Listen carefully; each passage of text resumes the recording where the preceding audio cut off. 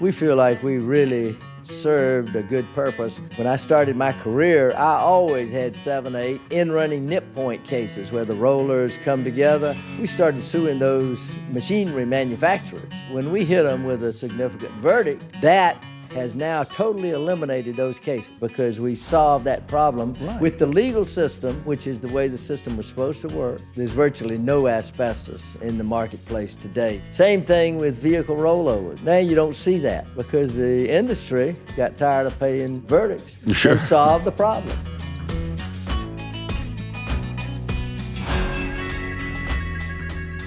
Good afternoon and welcome to episode 7 of the Practical Law Podcast. Today we have a special guest, Terry Richardson, who's going to join us. Terry is a personal mentor of mine. He's a great South Carolinian, and we're going to talk about all things law. We're going to talk about his career. We're going to talk about his family. We're going to talk about what practicing law means to him. I'm truly honored to have him with us today. And so, Terry, thank you for coming on. And thank you for inviting me, Chris. You and I have deep roots.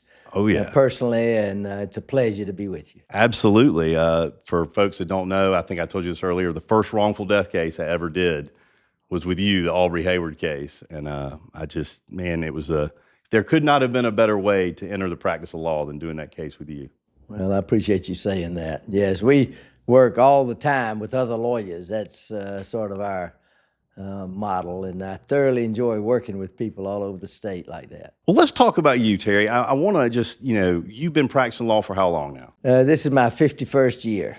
Man, 51 years. And so I want to just kind of rewind and let's just kind of talk about that, because one of the things we like to do here on the show is I want to provide things of value for young lawyers, people that are in practice, that are thinking about their careers. So tell me how you came to be a lawyer and growing up, and just tell me about it. Well, I actually had several careers before getting back into law, but I had a father-in-law who was in the law, and we talked about it a lot. And when I was about 27, 28, I went and took the LSAT because I wanted to stick my toe into it, see whether it was anything I got excited about, and I did okay. And so decided to come back. I was up in Connecticut working and came back to South Carolina to enter law school and really fell in love with it. Thoroughly enjoyed the career. It's a wonderful practice. Sure. And I recommend to any young person to get a law degree, even if you're going into business or other areas, banking, insurance. The law is rigorous. But it's a wonderful set of skills that you learn in law school. And so one other thing I tell young lawyers is the first 5 years, you don't know much when you get out of law school. Right. When you spend those 5 years practicing, being concentrated in the law, you're going to get all kind of invitations to join the bar committees and the church committees and the YMCA board and so forth. Try to stay away from those so you really concentrate the first 5 years.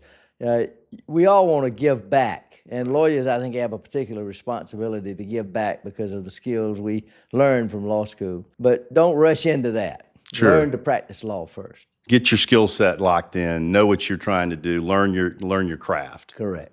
Understood. So tell me about you. When you got back, so you were rather late going to law school, I guess, if you want to consider it that way. You went to Clemson undergrad, right? Correct. That's right. But I wasn't particularly late with my group because we're coming out of the Vietnam era. That's right. And I had been overseas in Thailand. So when I came back, 27 was about the average age coming back to law school. Really? I believe that. Wow, that's crazy. So went to USC. Correct. And then what was your first job? Did you go right to work for the firm in Barnwell, or what did you do after that? No, I did. I spent a summer working with my father-in-law, and then I spent the law years working for the Whaley McCutcheon law firm, which was great training. But when I graduated, I interviewed with a lot of firms all over the state, but I guess subconsciously looked back home, and I've always lived in Barnwell. I took about 12 years before I ended up back there. Right. After going to college, and joined the Blott law firm. And I was the fifth lawyer. We had 3 secretaries. It was a small operation. Judge Blott had just gone on the bench, and Speaker Blott, I was blessed to spend his last 12 years, well, my first 12. Wow. And he was a tremendous mentor. And it's interesting that people today don't realize that there are people like Speaker Blott had such an influence on the state.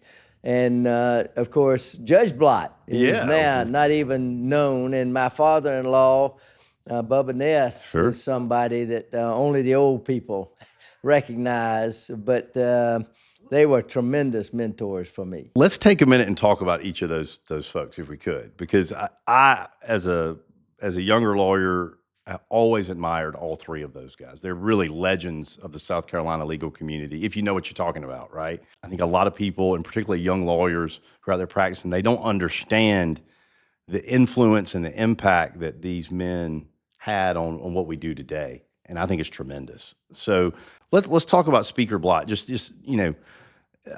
tell the folks that don't know. I mean, who was Solomon Blott? Well, he was an immigrant from the Jewish faith and a merchant, but went to Carolina, was a cheerleader, and no more loyal Gamecock than Speaker Blott. Got elected to the House, served 54 years, 36 of it, he was Speaker, longer than anybody in the free world, Speaker of a governmental body. Never took a vacation, was always at the office. We had Saturday morning hours. He was a tremendous mentor, sharp as he could be, great judgment. And, of course, his son came back with the firm after having served his military term in World War II.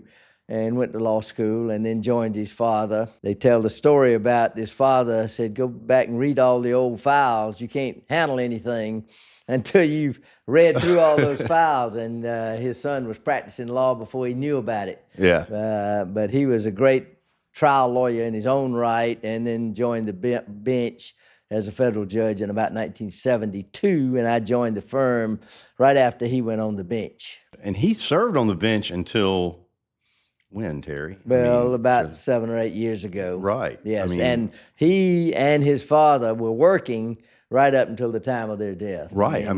I tried 3 cases with Speaker Blott after he was in his 90s, and he argued to the jury, he took witnesses, he argued to the court, was just totally engaged in his legal profession and in the legislature. Right, because he was in the legislature until, 1980 something? Until he died. Right. I mean, it was just, that's wild to me. I didn't know Speaker Blott. I never met him, but I did know Judge Blott a little bit. And I just always was impressed. He was like the consummate gentleman, you know? I mean, I just felt like he was always so thoughtful and measured in his dealings with folks, and just kind. Everyone loved Judge Blott. He was everybody's favorite person, and such a good demeanor, made everybody feel at home and comfortable, but a tremendous mind. Really was a brilliant guy. Brilliant, and made a tremendous federal judge, as you would have expected, having had some of the most significant legal cases in our area. Without a doubt. He really did handle some of the most important federal cases that came through in his generation, really. So let's talk about your father-in-law. Let's talk about Judge Ness. Tell me, I mean, obviously you got the personal relationship with him. He's your father-in-law. Tell me more of his legal background, because I'm not as familiar with it. I mean, I know he's on the Supreme Court, but obviously. In fact, he lived in Bamberg, and he went to Speaker Blott as a young person who actually had almost no money, and went to borrow money from Speaker Blott to go to law school. And Speaker Blott said, I won't loan you the money, but I'll give you the money to go, and I want you to do the same if you have any success. And he did, and practiced over in Bamberg for a number of years, served on the Highway Commission, and then ran for the South Carolina Senate. And after a couple of years, he was appointed as a circuit judge, served as a circuit judge for a number of years, and then was elected to the South Carolina Supreme Court. And shortly thereafter, Chief Justice of the Supreme Court. And as you know, the retirement age is 72. Right. So when he was required to retire, he actually joined our firm. Okay, And that we makes changed sense. the name to Ness, Motley, Lodoke, Richardson, and Poole at that time. He and I went to Florence and got the biggest verdict that he ever got. And he was, again, active, trying the case at 73, 74 years of age, and passed away several years after that. Tell me about the case in Florence. What kind of case was it? It was a man who was working on a combine, and he crawled down to get some blockage in the bin. And there wasn't any particular way to get into the combine. Right. And it was a design defect. Right. We developed a theory and recovered a substantial amount of money for the farmer. And that farmer and his wife today are still good friends of mine. I think one of the things that, as a lawyer, when you take a case, you become a friend to that person the rest of your life.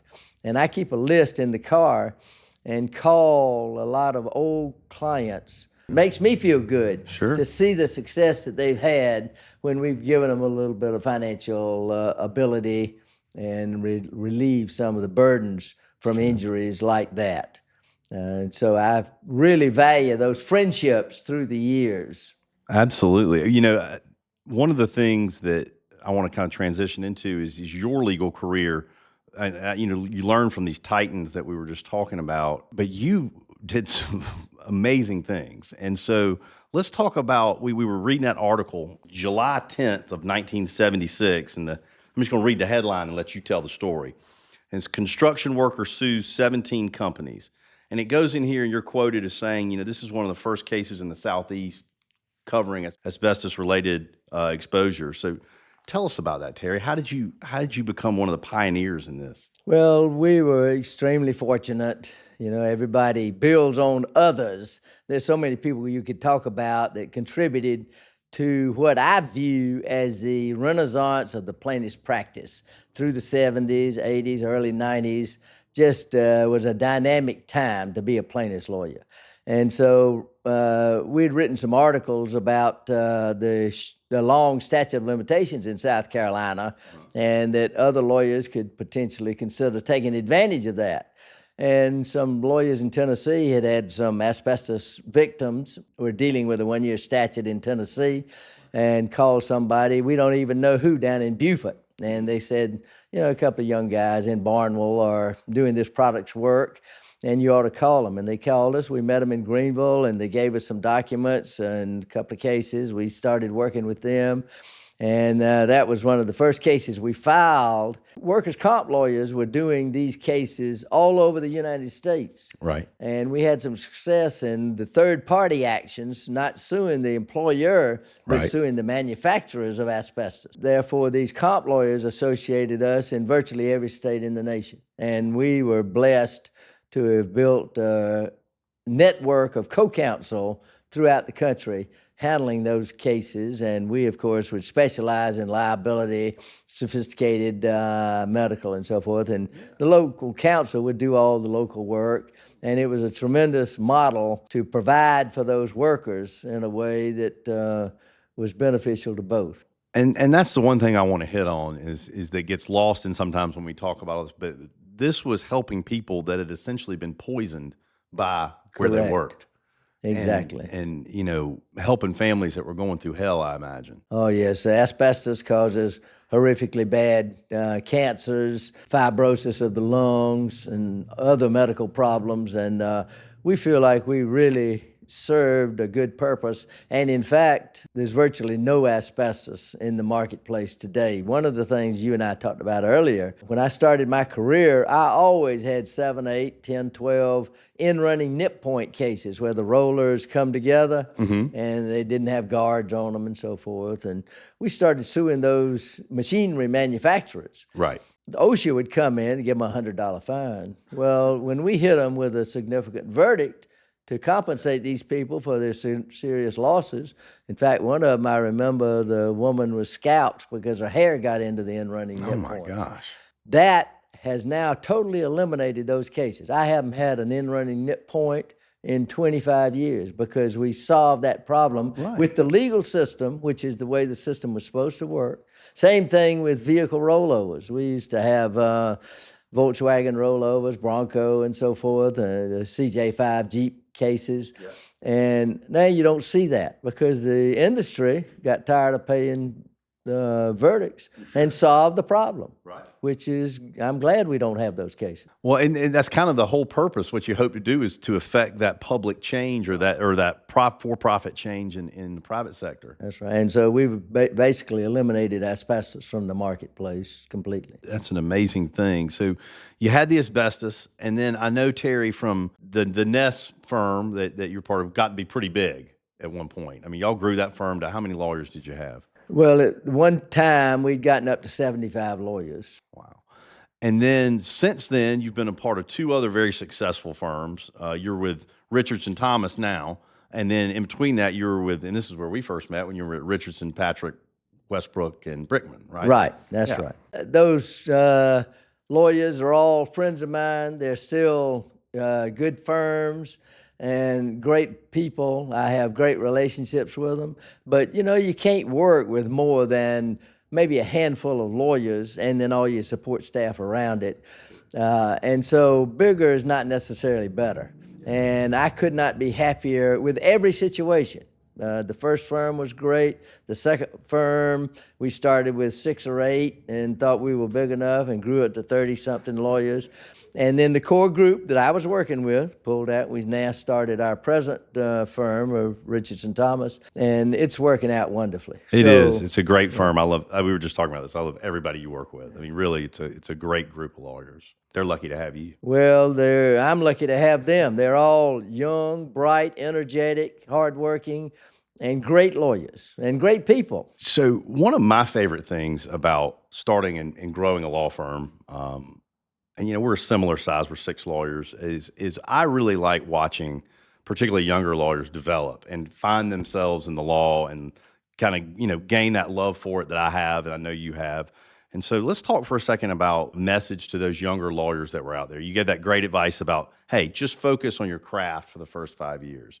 I heard you say something else about when you take on a client, you take on a friend for life. I love that. What other things would you like to say to young lawyers out there just about their careers and how they approach the practice of law? I make a talk at the law school about the plaintiff's practice and took one of my young lawyers, and she said, Terry, you probably scared all those young law students to death not to go into plaintiff's practice because it is hard. I mean, we raised all the issues and talked about how difficult it was. It's you against sort of corporate America. Absolutely. And they've got all the money in the world. And so the victim you've got is just you and whatever you can have behind you. And so we're fortunate enough to have fairly significant cases. And we don't ever have only one lawyer on a case, but we've always got a captain and then a sergeant or a private working and can bounce issues off of each other. I cannot imagine the pressure of practicing alone out there in our legal community today. And so our firm has 98% of the cases we have associations from other lawyers. Sure. We rarely get cases directly. We get them through other lawyers. That's a tremendous pleasure to me to work with people like you. You were a young lawyer. We became friends, and 20 years you've been at it, of course. We've had a great relationship with you through all those times. And so don't try to do it yourself. Don't be hesitant to ask for help from other people and cooperate and associate, and you just will benefit yourself. It's a learning opportunity, and I love working with young lawyers that associate us or in our firm. No advice except hard work and learn all you can learn and take advantage of the people that are glad to help you in the bar. What's the quote? I hear you got this quote in Latin on your desk that I don't know what it says. You have to pronounce it in Latin, but I'm told it translates to "Don't let the bastards grind you down." Well, I wouldn't have used that word on the mic, but don't ever let anybody outwork you. Yeah. I am going to get whipped by the youngest lawyer out of law school if he outworks me on my client's case. Yeah. And so I've got to do the work. It's an ultimate free enterprise system. we are joined at the hip with our clients. If you don't put in the work, the other lawyer is going to win the case. I mean, it's a great system where you've got two people doing all they can for their clients, respectively, and you got a jury there that's hearing both sides and reaching a fair result on the case. Don't ever let them beat you because of lack of effort. One thing when I was reading kind of some of the points we exchanged is such a great emphasis on learning from your client, listening to your client, being that client becoming part of you in a sense. I always want, as a client comes in, you got all kind of clutter in your life. You got other cases that need attention. You got other people calling you and they want to get you on a committee to do this, that, and the other. You've got to allow the client, when they first come in, talk it out, get all the facts you can. And I saw a study, every hour you spend at the front end is worth about 20 hours in the back end if you don't get all of that information. And so you've got to listen and then go to the person's house, go to the scene, take your client with you, walk the tracks, as we say, and get a feel for the situation early on. And then I like to sit down and say, all right, now I've gotten all these facts. Who else do I need to talk to? Get other witnesses. And then plan the long-term view of the case. What theories do you have? What experts do you need? What other witnesses need to be developed? What videos do you need to take and so forth, so that you think through early on what needs to be done on that particular case. And I think that's so important. We lawyers think we're pretty important, right? And we're really not. It's Right. the client that's important. That's it. And we need to keep our egos in check and realize that the client has a terrible problem. They brought it to you. You're the only hope they have to get out of this box that they're in.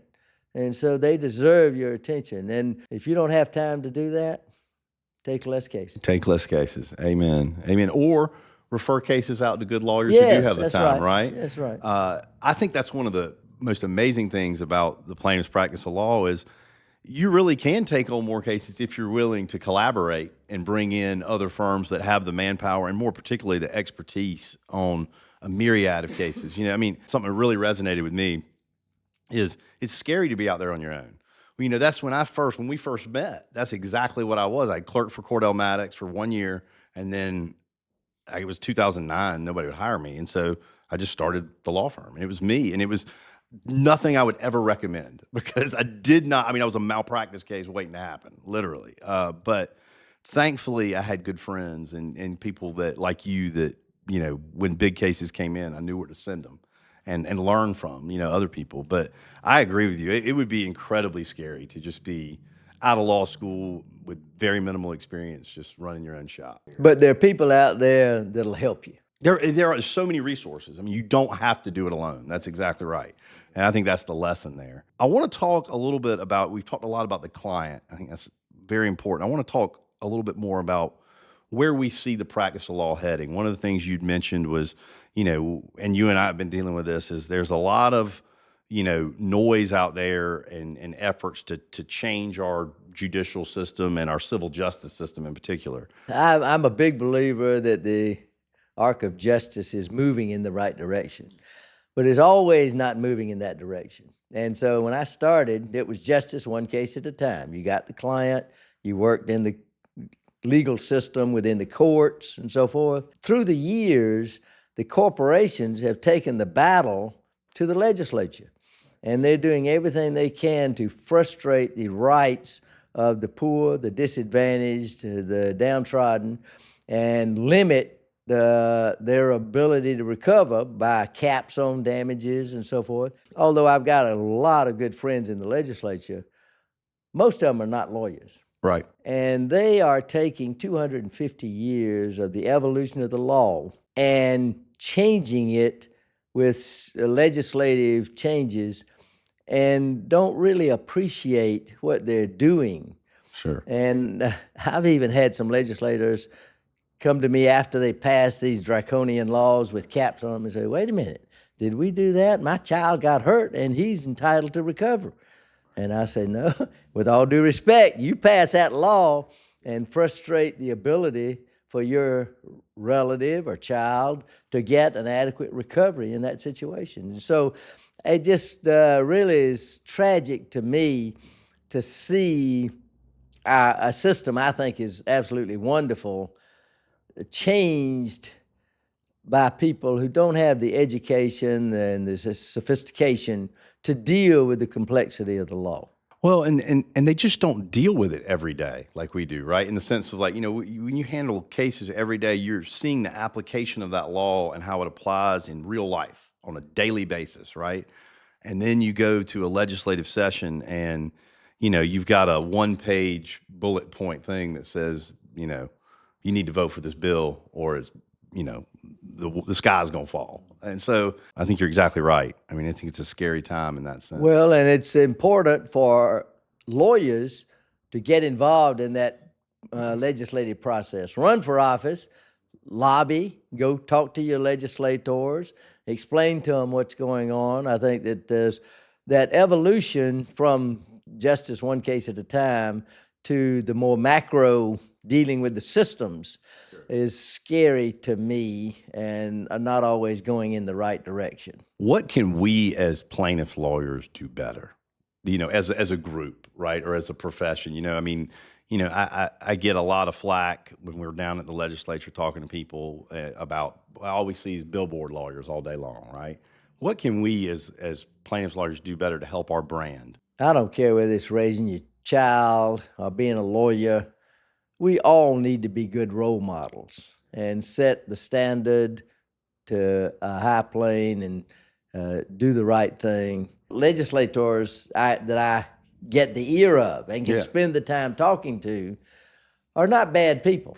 They just don't have the background in the law. So you need to spend the time talking to them, trying to explain to them what effect that legislation is going to have, and not frustrate the ability of average people to get a remedy in the court system, which has been established over hundreds of years. Just live your values, set those values appropriately, stay on the high road, not only in the legislature, but jurors are being influenced by what they see in the news media all the time. And so you need to be a spokesperson for how good our system has been and can be.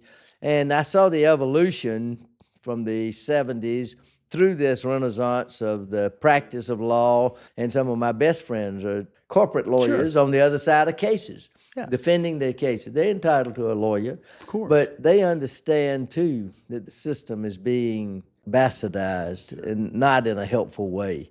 But they can't get out front like we plaintiffs lawyers can. Right. It's they're in a little bit tougher spot. Yeah. I want to circle back. I want to talk about two cases that I'm told I need to ask you about. I mean, one I know of, but I want to hear about the cow tipping case. Anybody who's tried cases, if they tell you they want them all, they're not being straight up with you. And so I was over in Florence, and George Bailey is a good co-counsel of mine over there, and he'd gotten me involved in this case where these boys were out too late at night, and there was a big ditch on the side of the road, and they had stopped and outside of the car and fell in the ditch. And I said, well, clearly the ditch was improperly done by the highway department and didn't have the proper slopes on the road and so forth. And we had an expert that said that they couldn't build it that way. One of the arguments I heard for the first time in that case was, ladies and gentlemen, nothing good happens after midnight. Well, I found out our boys had gone out into the cow pasture and were pushing over the cows. And I'm a country boy from Barnwell, but I didn't know what that was. I had never heard of it. I didn't know about cow tipping. These boys had the unfortunate event occur that the bull wasn't asleep. And so the bull started chasing the boys, and they ran back toward the vehicle, and they went straight into this big ditch. You can imagine the jury not being totally sympathetic with my clients. And so illustrates the fact that you got to spend more time on the front end to talk and get all of the facts before you get into the case. No that doubt. was one of those that turned south on us. Well, the other case I want to talk about, which I know was a major case not far from Greenwood, where I was born, but is the Graniteville case and the train collision there. That was, I know, that was just a terrible case as far as the human loss and the property damage. But tell us a little bit about Graniteville. Yes, they had somebody go out and work on the train tracks, and they left a switch to the side track going into the Graniteville textile company, and it was called Avondale. Avondale was the oldest textile company in the entire United States at the time. You know, you can implement all kind of safety devices, so this can't happen. But this was just relying on some man to manually flip the switch back.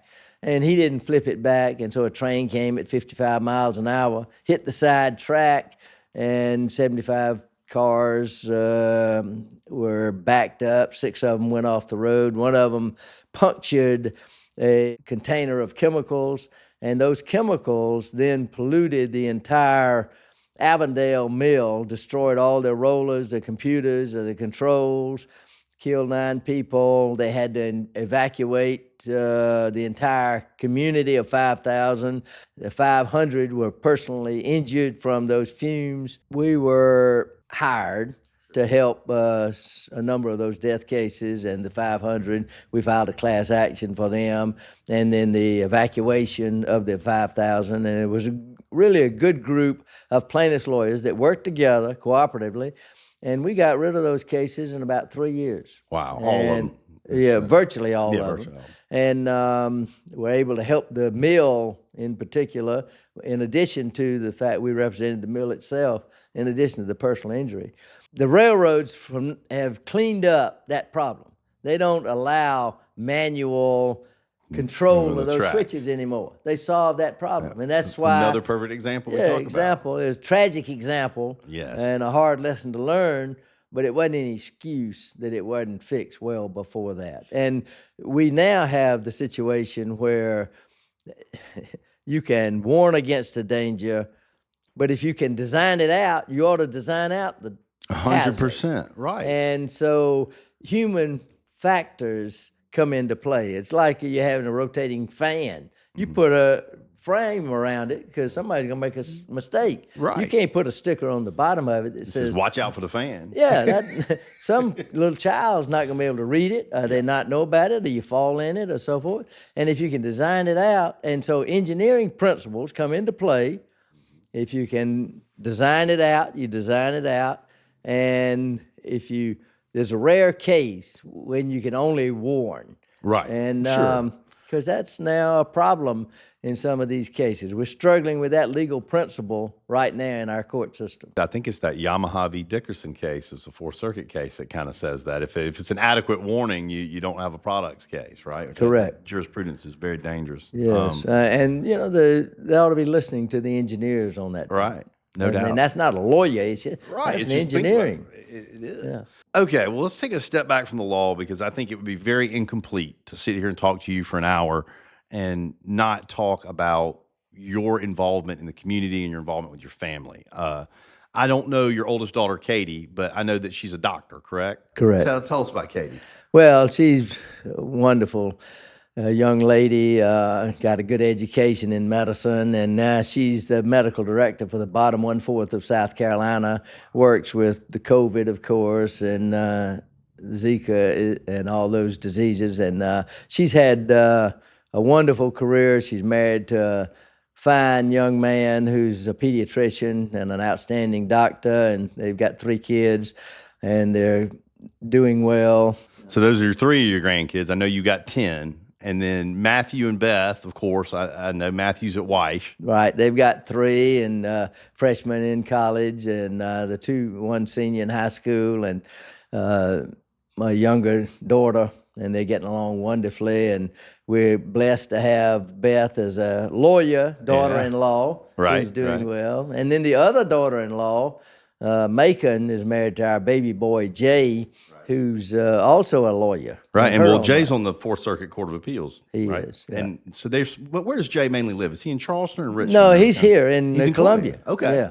Gotcha. And he goes up to Richmond, Virginia, 1 week a month to sit with all of the other Fourth Circuit judges. Right. And then he's able to work here in Columbia. has been very fortunate and to be given that opportunity. Well, the reason I really wanted to bring that up is that you've got such an amazing family, and knowing your children, and I think the world of all of them. And I'd like to mention that he's got 4 girls. 4 girls? And they're wonderful girls.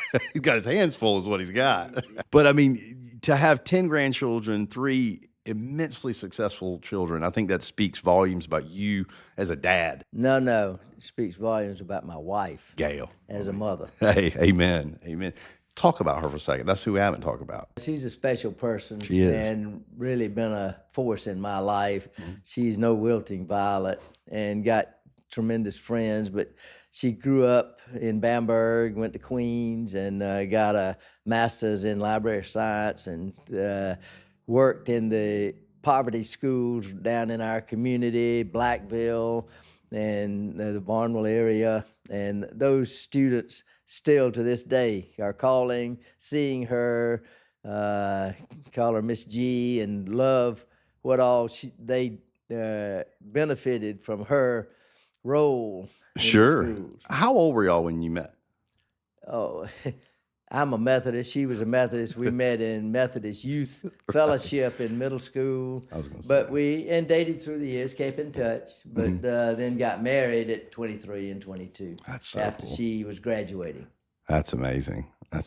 Well, the last thing I want to talk about, is from your family is I know that giving back and being part of that Barnwell, Bamberg, that whole community there is really important to you.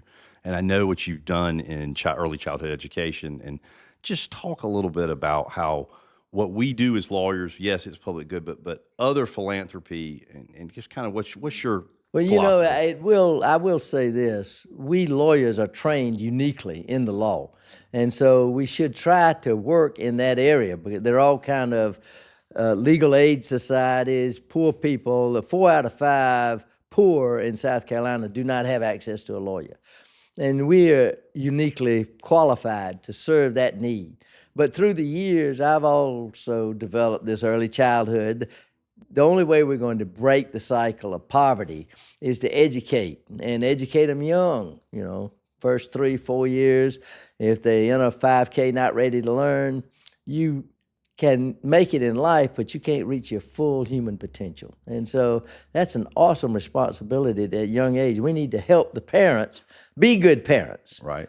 At that stage in their life. And then the other interest I've had is environmental, and I've been on the Nature Conservancy Board for 18, 19 years now, and that's important work. We've got 40 or 45 different environmental groups throughout the state, upstate Right. forever, and so forth. Wonderful groups. I think the Nature Conservancy is sort of the quarterback with the science of environmental. We've got teams of experts that give us the right solution to a lot of these environmental issues. And then the other groups feed off of our science base to do great work in that area. So I've thoroughly enjoyed that. All right, Terry, wrap it up here, but I want to talk to you about a saying that I heard that you use often, and that is give up all hope for a better yesterday. And I'll admit, when I first read that, I was like, what does he mean? So tell it to us. What do you mean by that? You can look back and learn from the past, but you can't change it. So we lawyers, all of us, have got to accept where you are and go forward. In the lawyer context, Judge Joe Anderson told me one time that he kept a pad and made something like 3,500 decisions during a year. And he's not going to get all those exactly right to please both lawyers on both sides, right? Sure. So you're going to have rulings that go against you, but you've got to keep going. You just make the most of it. We'll get into meetings, and somebody will suggest something, and somebody say, well, man, we made a mistake in the past, and so on. And I'll just use that statement, give up all hope of a better yesterday. Let's deal with it today. You can't do anything about that. Right. I said it so many times, I've had several football coaches have used that Right. in the locker room to go, next play. That's it. And Coach Krzyzewski up at Duke always said, next play, which is basically saying the same thing. Sure. And so we all have problems in the past. Don't live on your regrets.